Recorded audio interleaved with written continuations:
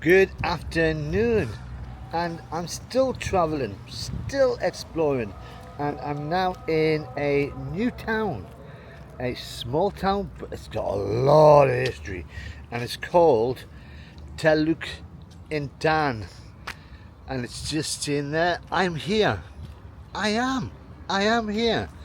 Now, this place has a population of about 120,000 people, so it's not massive, and it's about 130 kilometers northwest of Kuala Lumpur. Reading it off here. So this little town is more famous for its leaning tower. Not only is there a leaning tower of pizza, there's also a leaning tower of Teluk Intan. Now it's got a little, there it is. Well, it's not that, the main tower is over there, and I'm going there now, but I am interested in how seriously they are taking tourism. Now this is the mystery of the steam boiler. It's all in English, about how a steam boiler crashed. Wow, there's some noise. Is it Hell's Angels Day? Crazy. So yeah, so somewhere is something like that on the river, and I am on the river bank now. Now I did cheat to have a quick look because I was interested, but I couldn't see it.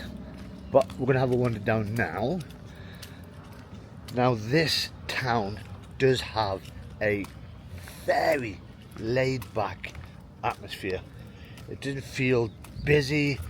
It's just a chilled, really nice town.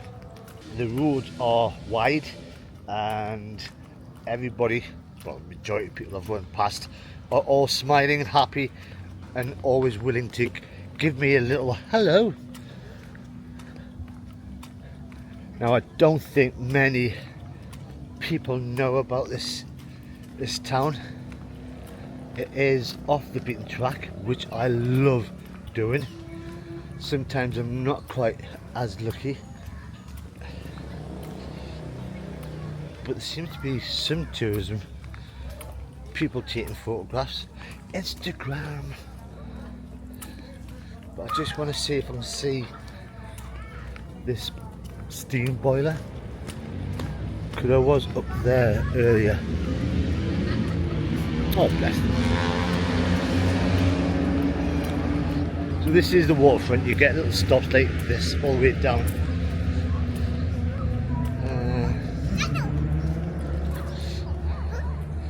And the river's big.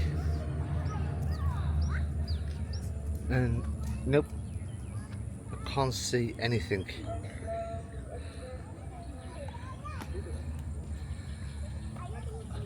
Oh, that looks like a fort over there.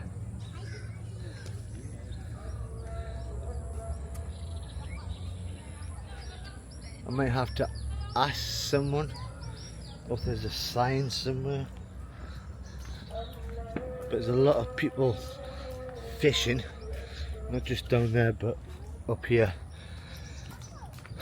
But now it's, which is I'm really excited about, time to go and see the leaning tower.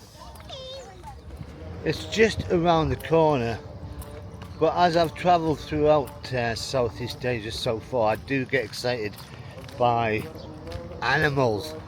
And this morning when I was walking down, I saw another monitor lizard in the water swimming happily, and this was it.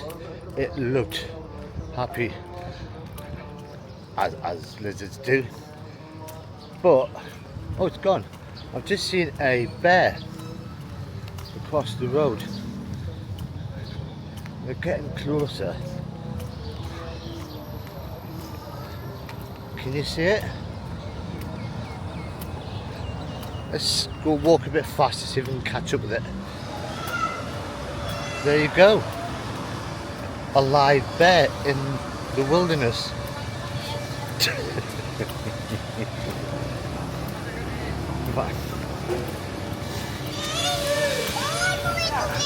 I don't think it's a bear.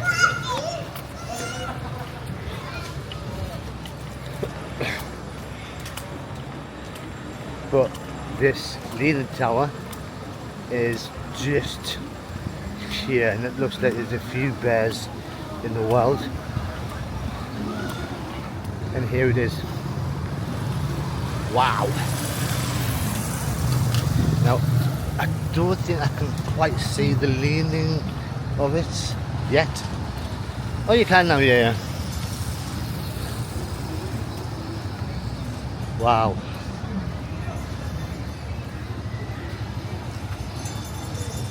So there are people here, so there are tourists in the area. So what I'm going to do is get a bit close to it. Yeah, Italy, eat your heart out. Malaysia's got here.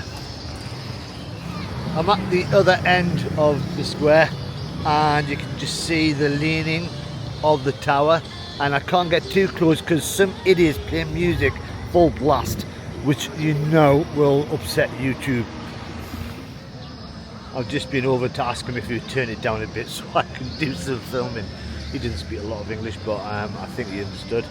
So basically, the leaning tower of Teluk Intan, built in 1885 by a Chinese contractor.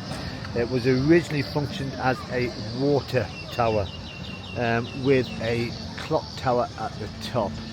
Now, because it was built on soft ground and with the weight of the water that was used for the town, for when there was droughts or for firefighting, it started leaning, and with that they had to stop using it as a water tower.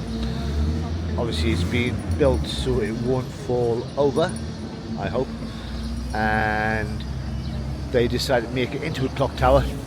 They imported a clock from London, and you can climb up as well. Oh, I might have to have a see how much that is. So this clock tower chimes every 15 minutes. Hopefully you'll get a chance to hear it. But that looks fascinating. And you can see that in the distance the clouds are not as dark as they've been in the last couple of days, so hopefully there's going to be no rain. And the guy keeps looking at me. I think he's just waiting for me to go, yeah, turn it back up, because he was dancing away. All he's doing is making balloon animals. But this area is just really nice. You've got a food court down there, which is where I'm thinking about going next, because I've not had any breakfast. You've got a lot of colonial buildings, and you've got wild animals everywhere. Who knew? Leaning Tower in Malaysia, in a place you've never heard of. Right, I'm going in. It's 2 minutes to go in. That kind man has just made me sign the visitors book, which is signed by all foreigners, and there's been a few of them here. I'll have a wander up. The town is also known as Jam Dingi. Alright, so you've got the full history.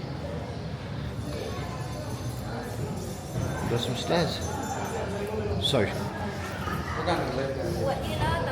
Wow.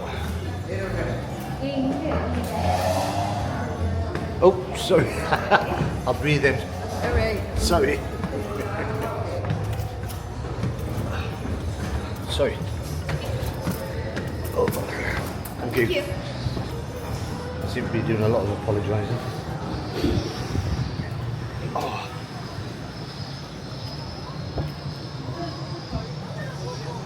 Wow. I mean, it's not much of a view, but I suppose it'd be better when you get to the top. All the way up is just so much information. And it's in English.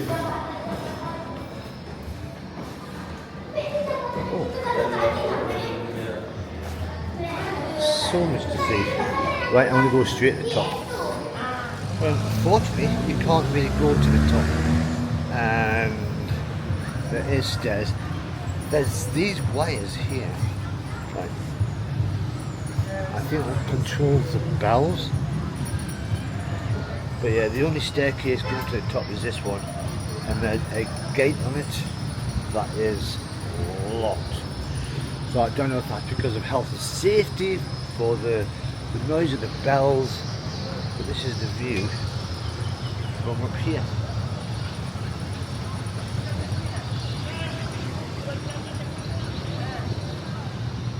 Wow. Oh, you can see the hills in the background. A bit closer.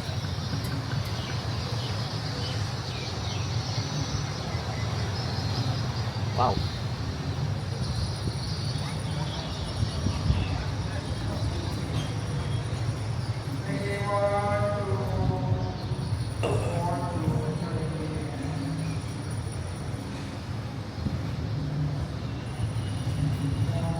And at the bottom of this tower there is a heritage trail map which tells you where everything is on a map, so you can follow it, and that's what I'm going to try and do now.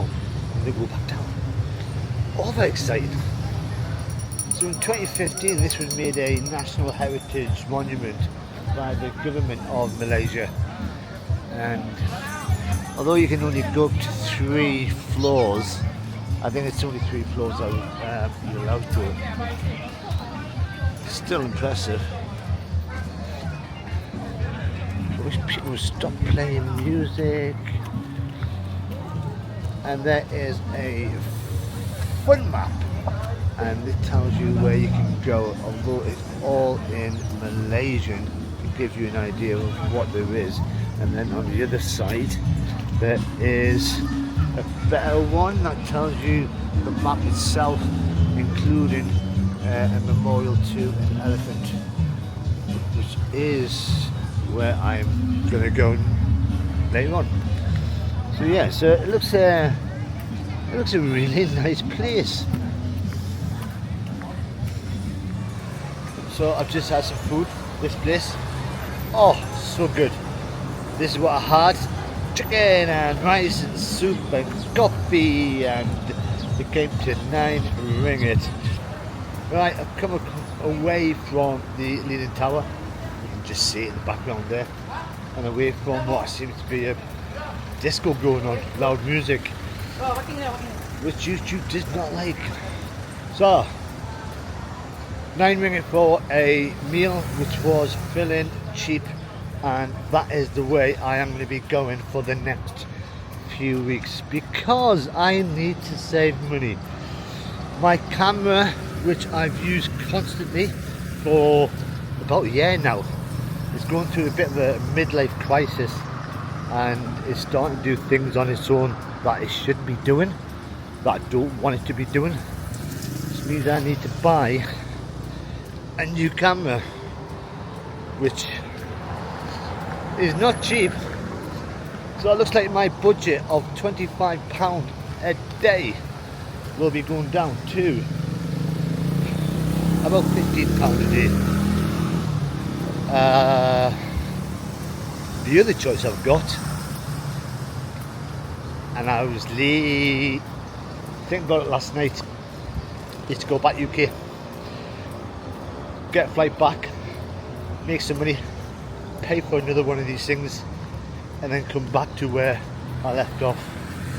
I'm not keen on the idea, but things must have to happen. So I've just gone off the heritage trail, because down here is one of the earliest churches around here,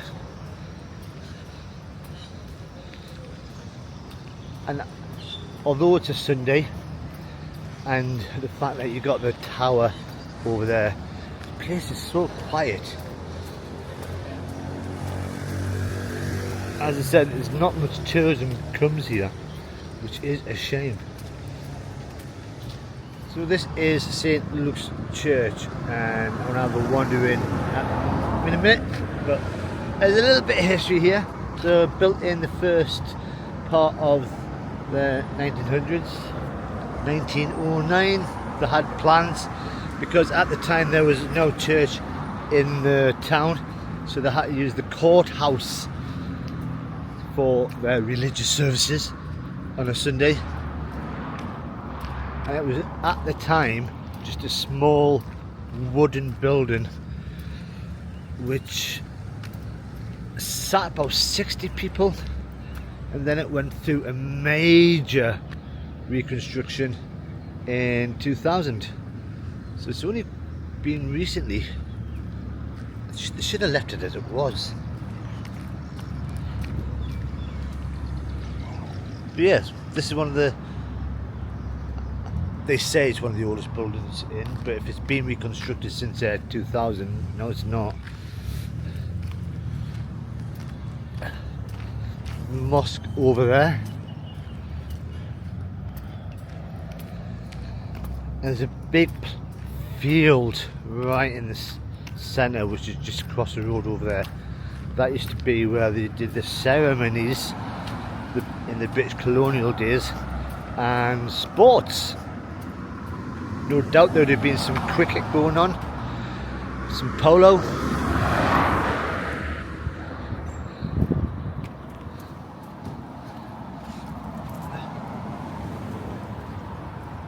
So they've got an English community service, Mandarin, Nepalese. Wow, multinational. So I'm going to go back on the heritage trail. I'm not going to do everything. I've downloaded the map, which was easy to do. This is what it looks like. Basically it's what was over there outside the tower. The bottom half is Malaysian, but the map itself is what I'm going to follow. So I've gone from one church to another one, St. Anthony's Church, and this looks a bit more modern. So I like the signs everywhere, the fact that they tell you what things are. So this was built in 1922. This is the second church. The first one was caught on fire. It was a wooden thing at the time. And then obviously the British loved their churches in them days. And then across the road is St. Anthony's School. But now I'm heading towards the river, where I do believe there is a bridge. Hopefully. I'm not in the mood for doing any swimming. So when I think about my budget of £15 a day, it just means I'm going to have to give up a couple of luxuries, like taxis. I need to walk everywhere. Coffee. I'll have to cut down on my coffee. But yeah, it's manageable, just to be able to get a new camera so I can carry on this journey of seeing the world and sharing it with you lot. So I've walked out a fair bit to come to a housing estate, and this is meant to be part of the heritage trail, and it is, and it's quirky. It's an elephant memorial, and you know it's part of the heritage trail because it's got a little sign on. So basically, now I'm a bit worried because as I was walking up, in the trees is so many monkeys. No, they've gone quiet now. That one there. So I don't know if they're just watching me or what. But basically, it's 17th of September 1894, there was a steam train coming down here, and it was carrying 3 passenger wagons filled with people, where a bull elephant, protecting its herd, ran straight into the train trying to protect its herd. And obviously a train, big, it actually derailed off the line, but it killed the elephant, the bull elephant, on impact. Now the passengers weren't too happy about it because of the fact they had to walk the rest of the way to the train station here. 3.5 miles they had to do. Now I'm walking through to try and find this memorial. I mean, this is a bit random. I have seen pictures of it, but I'm determined to see it for myself. So this is where the elephant is buried. There it is. Look at that. I've walked a long way just to see this sign. It was better off just looking it into the internet and seeing it from there. So there is buried here a wild elephant who, in defence of his herd, charged and derailed a train on the 17th day of September 1894. Now, as you can imagine, because it's in the middle of a housing estate, there's not many tourists. In fact, nope, there's no tourists here at all, apart from me. That's stupid enough to try and find that sign there. But I've seen it. I'm happy, and I haven't been attacked by any monkeys yet. But yeah, it's not exactly touristy. At least the sign's looked after. So yeah, if you're on a train, always beware of these elephants that might come charging down you. And I am getting eaten alive by mosquitoes. There's lots of bitey things on my leg. Ah! Right, let's go to the next spot, because that was my quirkiness for the day. That way. Just to give you an idea of where this elephant memorial is, it is a housing estate. It's washed here for them lot. And then behind me, the elephant memorial's just around the corner. There's a wedding reception going on.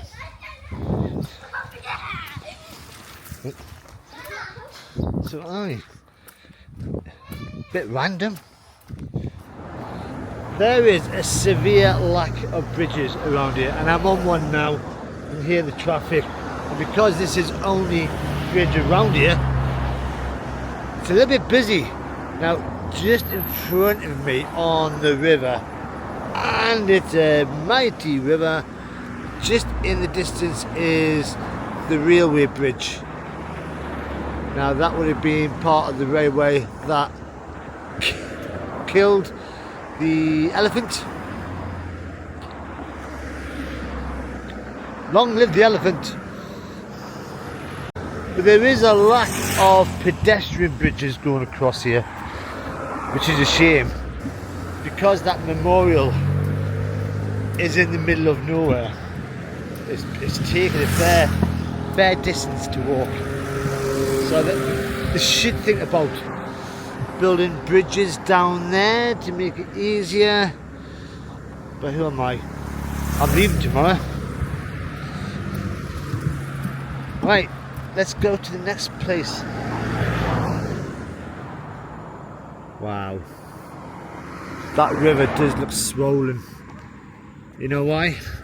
Because it's monsoon season. Lots of rain. Wherever you go in Malaysia, in the towns, the cities, they've always got street art. And this is this town's version. And that's what I'm going to go and see next. Pineapples, boats, very colourful. And it is coming up to about 5:10. I've been out for over 5 hours walking. Oh, and there's an elephant being hit by a train. Yeah, you've seen that already. Wow, that is good. Then there's the Leaning Tower, some sort of bird, and another bird. I'm quite impressed with them. especially the elephant being hit by a train. Wow. Right, carry on walking. So this place is quite interesting. I mean, fair enough, you've got the Leaning Tower over there, but I'm back in the centre. But you've also got a lot of history, a lot of crazy stuff. But this is the town itself, the centre, the food court.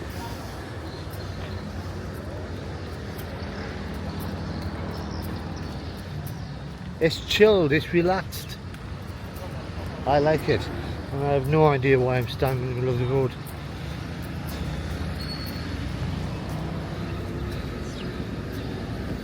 As I said, this is a Sunday, so I don't know what it's like weekdays. I'll find out tomorrow as I'm leaving. So I went to the bus station earlier to inquire about buses going. Still can't get over the Leaning Tower. And of all the bus stations in Malaysia, it was the most helpful. It was the most informative. I have got a bus leaving tomorrow 11:30. I am a happy man. The girl who told me the information said it won't be late, or maybe a little bit late because it's Malaysia. So yeah. But the next place I'm going to is just down here. Now this is the way back towards the waterfront. I was going to try and find that boat that sank over 100 years ago, but I just thought I'd give it a miss because I can't find it on any maps. But this place is the old courthouse. Now I mentioned earlier that this was used by people using it for churches before they had a church. It is part of the Heritage Trail. Built in 1891, completed 1893, and lots of history about it. But the main one that I got intrigued by was at the end of World War II, the court building was used as a temporary war criminal court to prosecute war crimes committed by the Japanese military. As a result, Sergeant Sasaki